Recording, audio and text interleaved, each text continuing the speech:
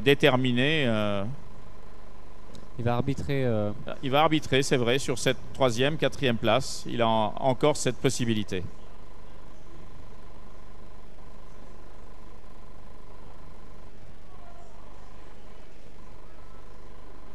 Yannick avec le sourire qui va être très professionnel jusqu'au bout.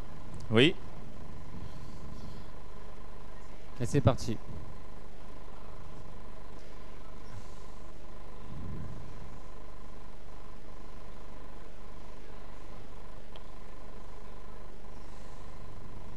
Alors ça avait pensé à une As indienne, mais il n'y a pas encore le cavalier en F6. Donc c'est un schéma un peu particulier. Vous voyez que Ivanchuk est capable de jouer toutes les ouvertures. Voilà, il y a déjà plus qu'une quinzaine de parties répertoriées sur les 3 dernières années avec cette position. Avec un avant-poste en D5 pour les blancs. Alors, KC6. Alors ce type de position était une spécialité du grand maître géorgien Zurab Azmaïparashvili. Avec les noirs. Avec les noirs.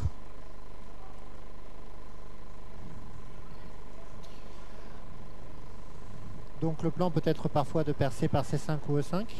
D'ailleurs C5 vient ici stabiliser.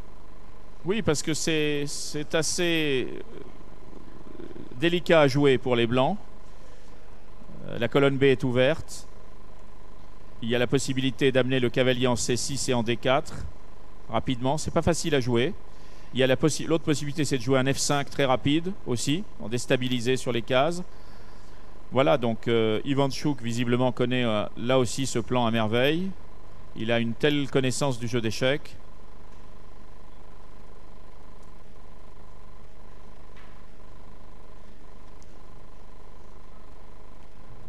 Cavalier D4.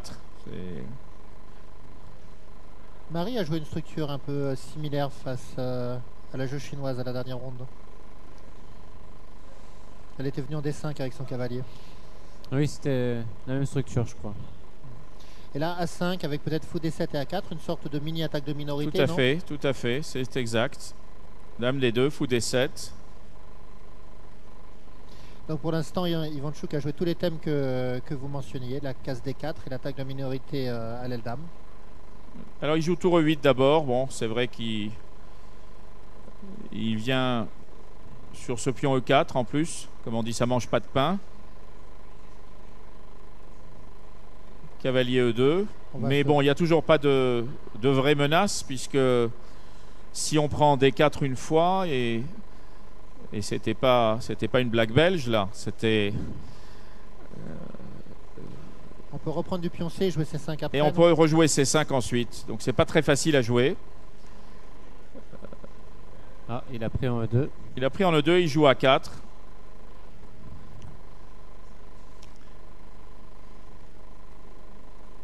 En fait, Ivanchuk a réussi à, de manière très simple, à éliminer son pion faible en A7, qui aurait été faible dans une finale, et le troquer, l'échanger contre un autre pion. Et c'est maintenant le pion B3 de Yannick qui risque d'être faible. Il s'en débarrasse aussi. Il s'en débarrasse également. C'est bien joué, non? Alors, oui, Yannick veut essayer peut-être de jouer C5 à un moment donné. Parce qu'il va falloir qu'il se débarrasse. Non, c'est Ivanchuk qui rejoue C5. C'est pas facile. Parce que la dame, où va la dame? Si elle va en A3, va en D2. Et là, Ivanchuk peut peut-être jouer tour B8. C'est ce qu'il fait. Et il va avoir maintenant des thèmes avec A3, tour B2, dame B6, fou D7, fou A4. Ça peut aller très très très vite.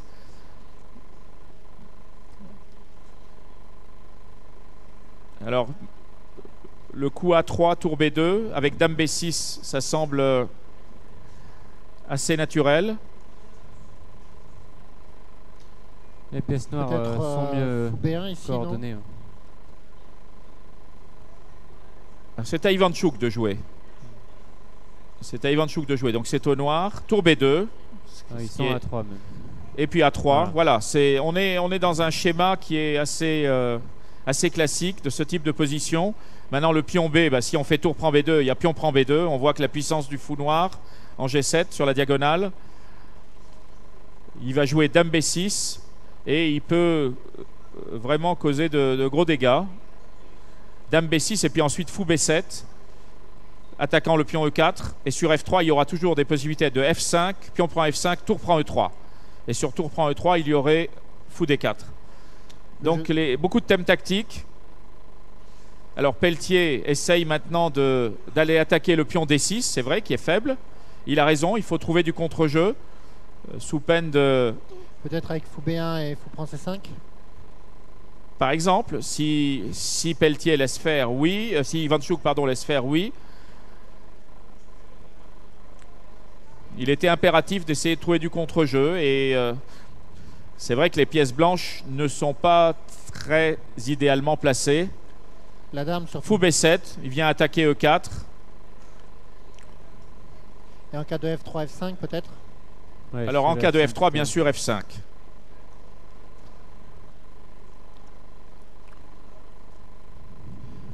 F5 parce que le fou en E3 ne serait plus protégé et le pion ne pourrait pas prendre. Donc le clouage serait très déplaisant.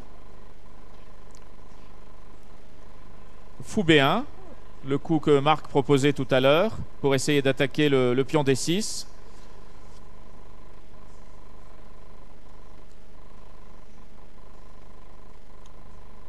Parce que si on prend D6, on prend C5 et on a 3 après, donc c'est...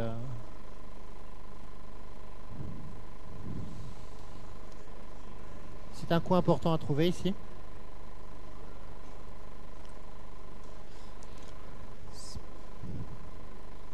Est-ce que je joue simplement tour E6 ou... Il y a fou prend C5, c'est ça?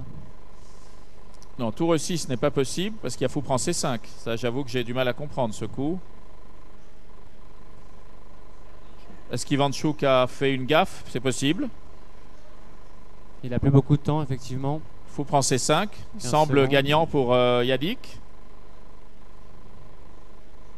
Très étonnant comme coup.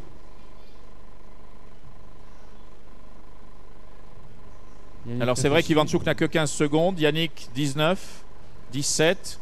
Ça va s'emballer. Qu'est-ce qu'ils ont vu? Est-ce qu'il y a des... Fou F4, tiens, étonnant. Fou D4 maintenant. Ça c'est... Oui, tour prend D4. Dame B6. Oula, là c'est très très difficile maintenant pour Yannick. Oula, il y a fou, C'est terminé parce qu'il menace tour Tout prend est en- B1. Et il menace dame prend F2, dame prend G2 mat. Je crois que là ça va être... c'est la fin de la partie. Et il a compris, ouais. C'est la fin. Ivanchuk a gagné la partie, voilà. Et donc ils sont à égalité avec Maria Muzichuk. Et visiblement, selon les règlements, il faut qu'ils jouent tous les deux pour déterminer qui sera 3e et 4e demain. Donc Quelle le spectacle- compréhension, comme vous disiez tout à l'heure dans la partie Ivanchuk contre la joueuse ukrainienne. Et là, encore une nouvelle fois, Ivanchuk, une pleine compréhension des structures. Oui, bon, on peut regretter quand même que Yannick ait probablement raté le coup fou prend C5, qui aurait changé le cours de la partie. Mais bon, Alors on a regardé, il y avait fou H6 en fait, qui était embêtant, selon le module. Il y avait fou H6 avec un avantage pour les noirs. ah oui, exact. Ça Je casse sais tout. pas ce qui se passe quand on revient ici, mais... D'accord. Eh bien, on va attendre les deux prochaines parties, visiblement, entre Maria Muzichuk et Vassili Ivanchuk. Vous voyez, on a des soirées animées au Cap. Voilà, beaucoup de monde dans la salle Molière, beaucoup de Toujours. monde aussi dans le hall. Donc, à nouveau, le tirage au sort.